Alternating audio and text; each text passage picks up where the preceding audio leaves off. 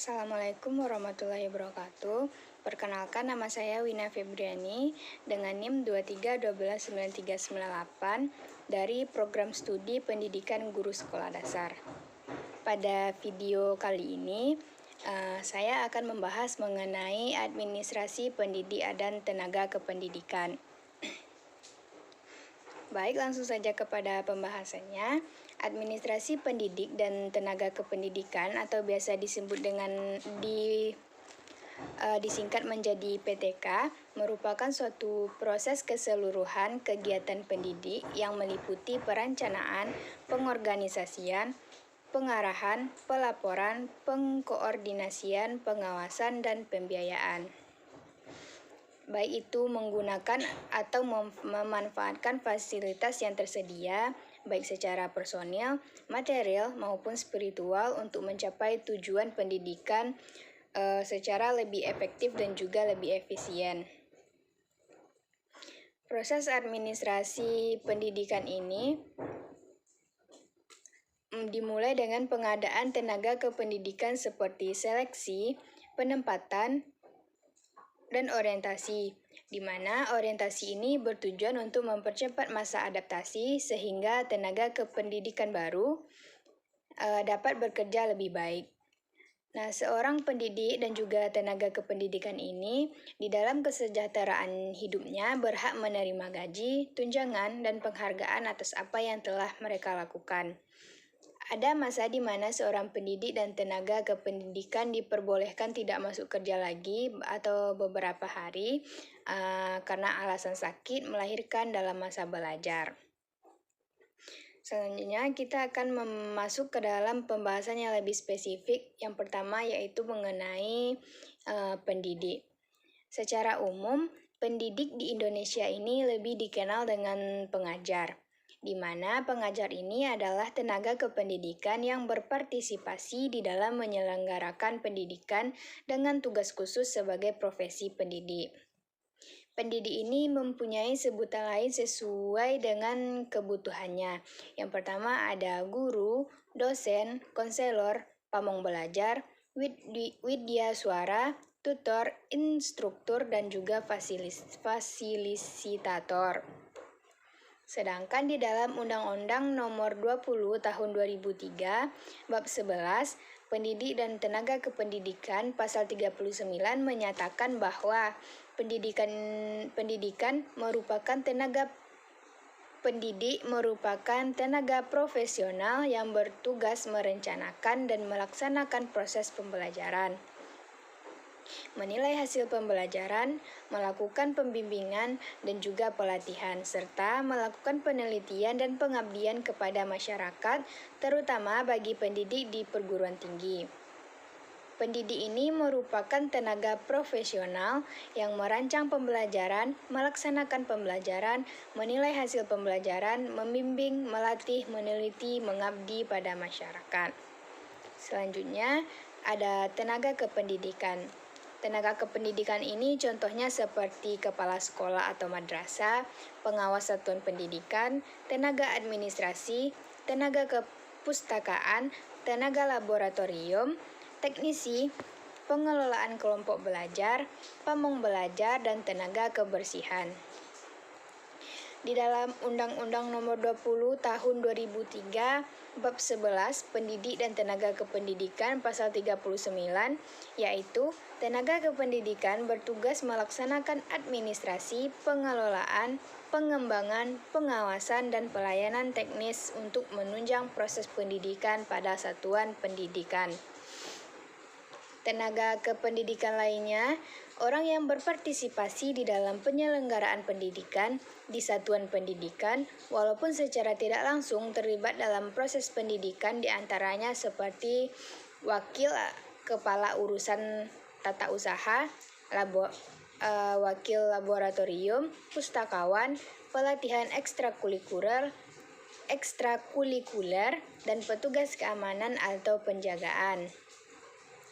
Nah, dari pembahasan tadi, maka dapat kita simpulkan bahwa administrasi pendidik dan tenaga kependidikan merupakan proses keseluruhan kegiatan pendidik yang meliputi perencanaan, pengorganisasian, pengarahan, pelaporan, pengkoordinasian, pengawasan, dan pembiayaan dengan menggunakan atau memanfaatkan fasilitas yang tersedia, baik itu secara personal, material, maupun spiritual untuk mencapai tujuan pendidikan secara lebih efektif dan lebih efisien. Selanjutnya kita akan membahas mengenai proses dari administrasi pendidik dan juga tenaga kependidikan. Yang pertama ada pengadaan tenaga kependidikan. Pengadaan tenaga personil merupakan proses kegiatan untuk mengisi formasi yang kosong. Perlu kita ketahui juga bahwa lowongan suatu formasi di samping disebabkan karena pengembangan lembaga dengan menambah jabatan-jabatan baru, itu juga dapat disebabkan karena adanya personil lembaga yang berhenti. Pengadaan tenaga kependidikan ini dapat diselenggarakan dengan melalui langkah-langkah seperti yang pertama ada pengumuman. Pengumuman ini dilakukan untuk memberitahukan kepada seluruh masyarakat yang memiliki atau memenuhi kualifikasi dapat mengetahui adanya formasi baru yang telah dibuka. Itu bisa melalui media cetak maupun media elektronik. Yang kedua, pendaftaran. Pendaftaran ini dilakukan setelah pengumuman tersebar, dan pendaftar bisa mengajukan permohonannya dengan memenuhi syarat yang telah ditentukan beserta lampiran lainnya yang dibutuhkan. Yang ketiga ada seleksi atau penyaringan. Dalam pengadaan tenaga kependidikan, penyaringan ini dilaksanakan melalui 2 tahap. Yang pertama yaitu penyaringan administratif. Penyaringan administratif ini pelaksanaannya berupa pemeriksaan terhadap kelengkapan beserta lampirannya. Apabila terdapat kekurangan lengkapan dalam hal administratif, maka peserta tersebut berpotensi gagal. Yang kedua, ujian atau riset. Setelah peserta yang lulus dalam tes penyaringan administratif, maka selanjutnya peserta yang lulus tersebut mengikuti ujian pegawai dengan materi pemberitahuan umum, pengetahuan teknis, dan yang lainnya yang dipandang perlu untuk ada di dalam tes tersebut. Proses yang kedua yaitu penempatan. Penempatan ini merupakan tindakan pengaturan atas seseorang untuk menempati suatu posisi atau jabatan. Meskipun tindakan penempatan ini mengandung unsur uji coba yang menyebabkan adanya tindakan penempatan kembali, namun pada dasarnya penempatan tenaga kependidikan ini merupakan tindakan yang menentukan keluaran dan komposisi ketenagaan yang dilihat dari kepentingan keseimbangan struktur organisasi pada pendidikan nasional. Tindakan penempatan ini juga merupakan tindakan yang terpadu antara apa yang dapat tenaga baru perlihatkan dengan tuntutan-tuntutan pekerjaan, kewajiban-kewajiban, dan hal-hal yang ditawarkan dari jabatan tersebut. Karena itu, suatu prinsip yang mengatakan the right man on the right place, orang yang tepat pada tempat yang tepat, haruslah dipenuhi.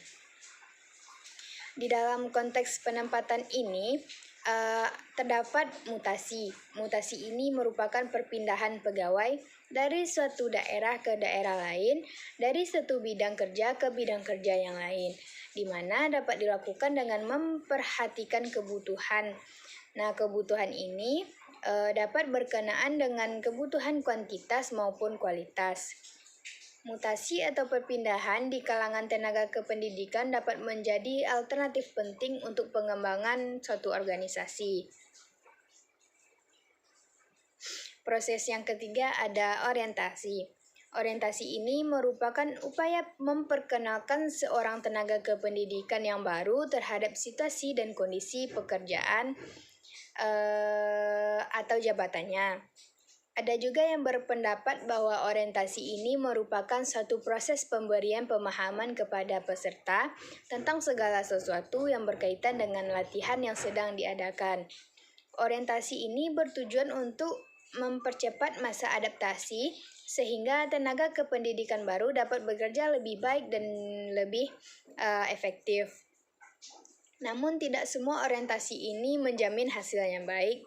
Pemberian informasi yang tidak tepat dapat menimbulkan situasi yang buruk bagi tenaga kependidikan baru maupun organisasi atau perusahaan. Program orientasi ini sering juga disebut dengan induksi, yaitu memperkenalkan para pegawai dengan peranan atau kedudukan mereka dengan organisasi dan dengan pegawai lainnya.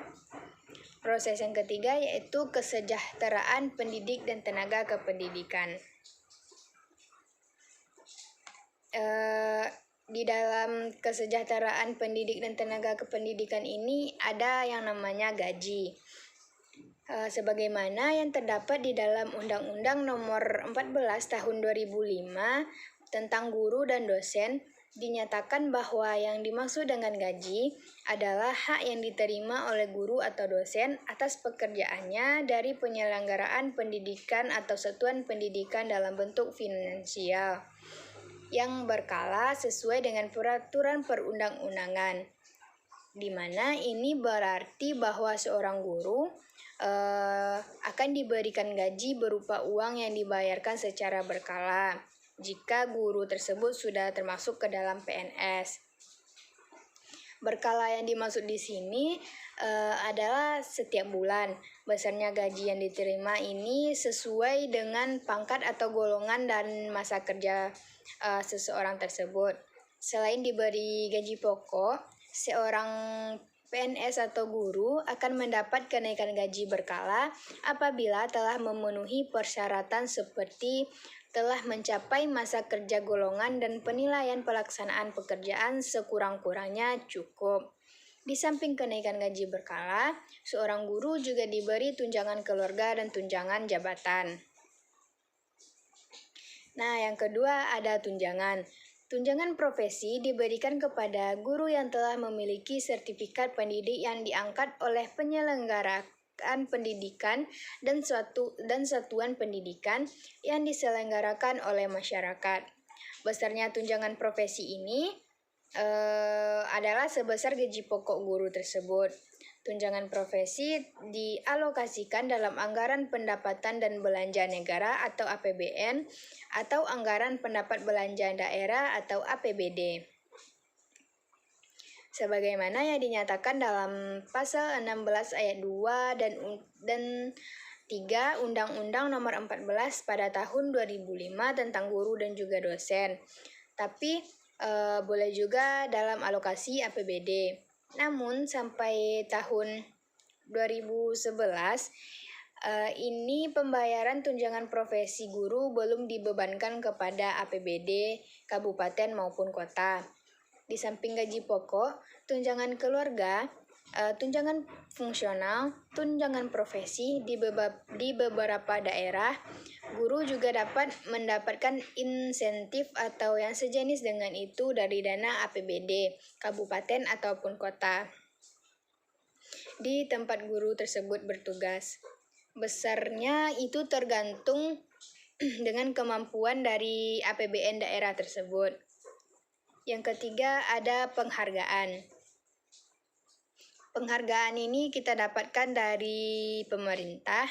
Pemerintah ini memberikan sebuah penghargaan di institusi pendidikan terhadap guru, dosen, kepala sekolah, dan seluruh tenaga kependidikan yang berprestasi.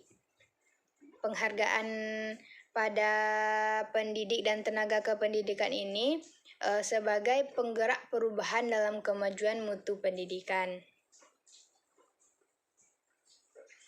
Direktur Jenderal Pendidikan Menengah Kementerian Pendidikan dan Kebudayaan Dirjen Dikmen Kemendikbud Ahmad Jazidi menyatakan tujuan diberikannya penghargaan ini adalah untuk meningkatkan kualitas sumber daya manusia dan juga untuk dapat meningkatkan mutu pendidikan ke arah yang lebih baik. Baiklah, itulah pembahasan saya pada materi kali ini. Lebih dan kurangnya saya mohon maaf. Saya akhiri dengan wabillahi taufiq wal hidayah. Assalamualaikum warahmatullahi wabarakatuh.